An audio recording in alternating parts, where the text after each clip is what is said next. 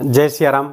मैं आचार्य राजेश श्री राम जन्मभूमि अयोध्या से प्रिय दर्शकों प्रस्तुत हूँ आप सबके समक्ष दिसंबर महीने का राशिफल लेकर के 2024 का अंतिम महीना कैसा रहने वाला सिंह राशि के जातकों के लिए, उनका स्वास्थ्य, धनागमन, धन संचयन, प्रेम प्यार, शिक्षा, संतान, व्यापार, व्यवसाय, करियर, भाग्य, सबके बारे में विस्तार से जानेंगे। साथ ही जानेंगे उन शुभ तिथियों के बारे में जिसमें कोई भी महत्वपूर्ण आपको कार्य करना चाहिए दिसंबर महीने में, उन अशुभ तिथियों में के बारे में भी जानेंगे जिससे आपको बचना चाहिए, उन उपायों के भी बारे में जानेंगे जिससे आप ये महीना अपने लिए बहुत ही महत्वपूर्ण बना सकते हैं। प्रारंभ में बता दूं, ये वीडियो आपके चंद्र राशि पर आधारित है। यदि आपको अपनी चंद्र राशि नहीं पता है तो अपने प्रचलित नाम के आधार पर इस वीडियो को देखकर लाभ उठा सकते हैं। सिंह राशि के जातकों को जानेंगे सबसे पहले स्वास्थ्य कैसा रहने वाला है, क्योंकि स्वास्थ्य ही हमारा सबसे बड़ा धन है। स्वास्थ्य है तो सब कुछ है, स्वास्थ्य नहीं है तो कुछ भी नहीं है। स्वास्थ्य की अनुकूलता बहुत आवश्यक हमारे जीवन के लिए। तो आइए जानते हैं दिसंबर महीने में सिंह राशि के जातकों का स्वास्थ्य अमूमन बिल्कुल रहने वाला है।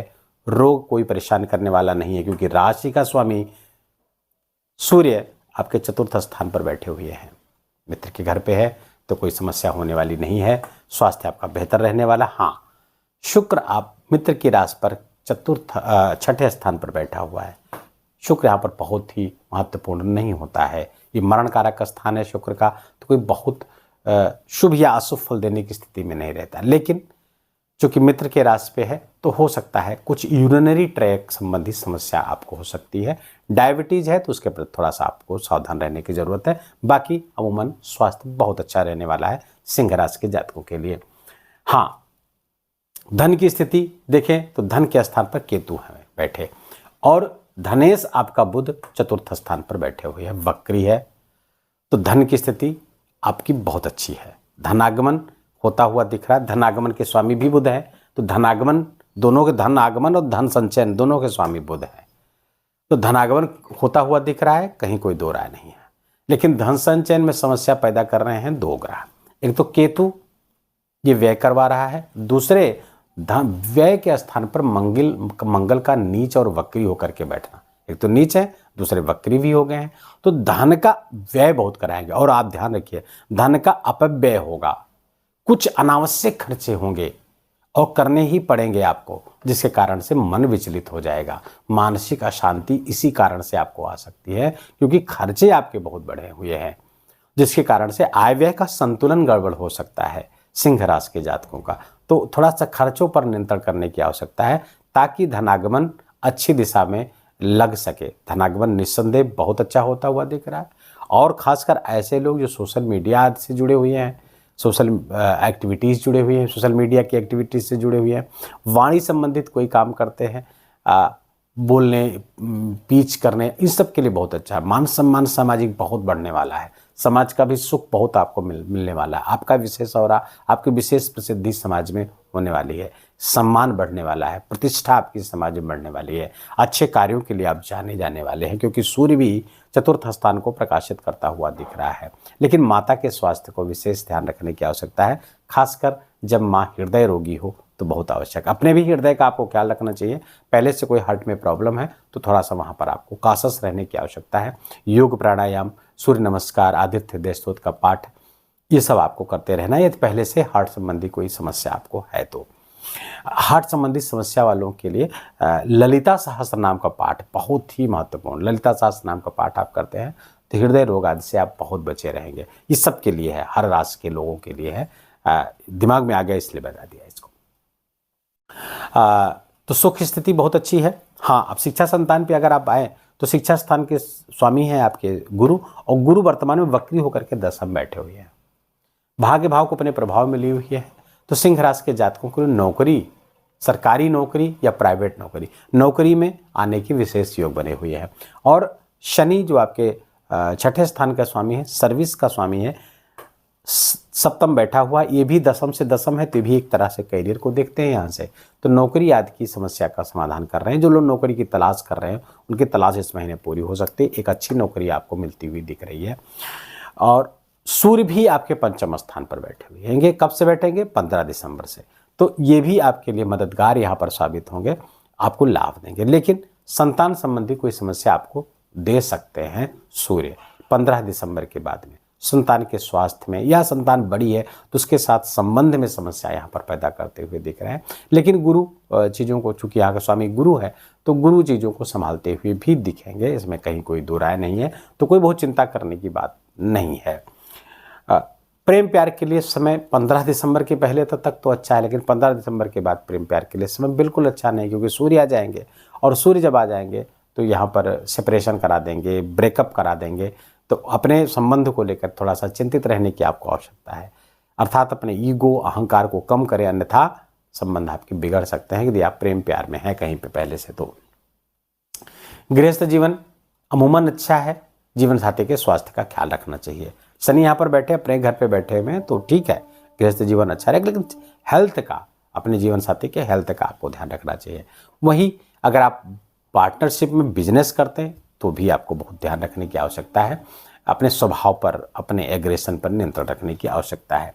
राहु अष्टम स्थान पर गोचर कर रहे हैं, जो आपके लिए दुर्घटना के कारक हैं। आकस्मिक घटनाएं आकर को परेशान कर सकती है, दुर्घटना हो सकती है, गाड़ी वगैरह बहुत सावधानी के साथ आपको चलाना चाहिए। भाग्य स्थान के स्वामी मंगल वक्री है, तो विदेश से जुड़ने का विशेष लाभ सिंह राशि के जातकों को होता हुआ दिख रहा है। विदेश से लाभ विशेष होता हुआ दिख रहा है। विदेश यात्रा के योग बने हुए, यात्राएं होंगी, धार्मिक यात्राएं खूब होंगी।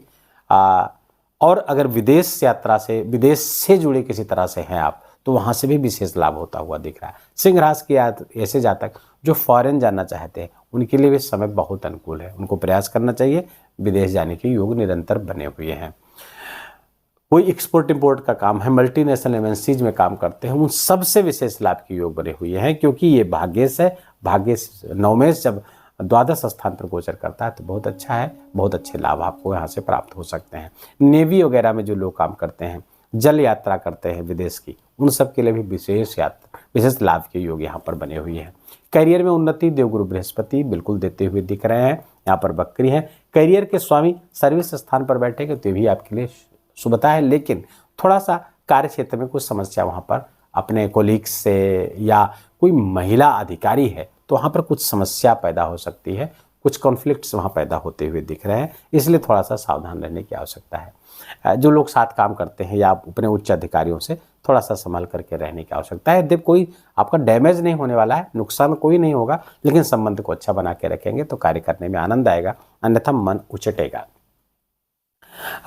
आपका प्रमोशन यदि ड्यू है सिंह राशि के जातकों का, तो प्रमोशन इस दिसंबर महीने में होता हुआ आपका दिख रहा है। 2 भाव विशेष रूप से आपका एक्टिवेट होते हुए दिख रहे हैं, ध्यान से समझिए।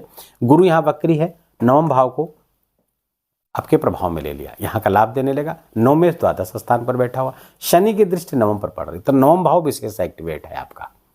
9वां भाव विशेष एक्टिवेट है, जिसके कारण से भाग्य का साथ आपको मिलेगा, भाग्य का विशेष लाभ होता हुआ दिख रहा है। लेकिन कभी कभी भाग्य की कमी महसूस हो सकती है, तब जब अशुभ तिथियों पर आएंगे, तो जो नीचे अभी मैं बताऊंगा, इन अशुभ तिथियों पर आएंगे तो थोड़ा भाग्य की कमी आपको महसूस होती हुई दिख सकती है। विवाह आदि के लिए सिंह राशि के बहुत अच्छा समय चल रहा है। जो ऐसे जातक हमारे जो विवाह योग्य हैं, विवाह करना चाहते हैं, तो उनके लिए विवाह का योग समय चल रहा है। विवाह उनका हो सकता है, क्योंकि सप्तम स्थान पर ही बैठा हुआ जो विवाह के लिए अनुकूल परिस्थितियां बनाई हुई है। लगभग सारी विषय के हमने छू लिया है आपका। अब हम आते हैं एक चीज और छूट रहा है कि एक तो ये 9 और दूसरा भाव शनि की जो दृष्टि पड़ रही है, 10वीं दृष्टि आपके चतुर्थ स्थान पर पड़ रही है। गुरु की भी दृष्टि यहाँ पे चतुर्थ स्थान पर पड़ रही है। सूर्य बुध यहाँ पर बैठे हुए हैं, तो जिसके कारण से चतुर्थ भाव भी विशेष रूप से एक्टिवेट हो रहा है आपका। तो चतुर्थ भाव भूमि भवन वाहन यहाँ से लाभ दे रहा है, और दूसरा मान सम्मान प्रतिष्ठा यहाँ पर बढ़ती हुई, सामाजिक स्टेटस आपका बढ़ता हुआ दिख रहा है। एक नए नजरिए से लोग देखना आपको प्रारंभ करेंगे, जिससे विशेष लाभ आपको होता हुआ दिख रहा है। तो ये रहा लगभग सारे विषय को हमने छू लिया है। अब आते हैं उन शुभ अशुभ तिथियों के बारे में। शुभ तिथियों में नोट कर लीजिए, जिसमें आपको कोई अपना महत्वपूर्ण कार्य करना चाहिए। इस समय ग्रहों की अनुकूलता, खासकर चंद्रमा की भी अनुकूलता आपको प्राप्त होती हुई रहेगी। तो ये 5 दिसंबर, 16 दिसंबर, 20 और 21 दिसंबर, 25 दिसंबर और 26 दिसंबर, इन तिथियों को अपने महत्वपूर्ण कार्यों में शामिल करिएगा, आपको निस्संदेह सफलता मिलेगी। अशुभ तिथियां जिसमें आप बच के रहे, कोई नया कार्य करना है, कुछ महत्वपूर्ण कार्य करना है, तीन तिथियों से आपको बचना होगा। कौन सी? 1 दिसंबर, 2 दिसंबर, 9 दिसंबर, 11 दिसंबर, 10 दिसंबर, 18 दिसंबर, 19 दिसंबर, 28 दिसंबर और 29 दिसंबर। इनमें आपको बचना चाहिए कोई महत्वपूर्ण कार्य करने से। 2 एकादशियां जो ज्योतिषीय दृष्टि से बहुत महत्वपूर्ण होती हैं, जो व्रत करने से अर्थात एकादशी व्रत करने से आपके चंद्रमा, गुरु, सूर्य, बुध आदि आपके बहुत अच्छे, हालांकि सारे ग्रह इससे अच्छे होते हैं, लेकिन इन 4 ग्रहों में विशेष लाभ मिलता है ये व्रत करने से। तो वो 2 एकादशी का व्रत मैं हमेशा शामिल करता हूँ, महीने का बताऊँ, कोशिश करता हूँ। तो मोक्षदा एकादशी 11 दिसंबर को है और सफला एकादशी 26 दिसंबर को है। तो जो लोग एकादशी व्रत करते हैं वो लोग नोट कर लीजिए वीडियो को। हाँ, अब उपाय की बात महत्वपूर्ण सेक्शन है।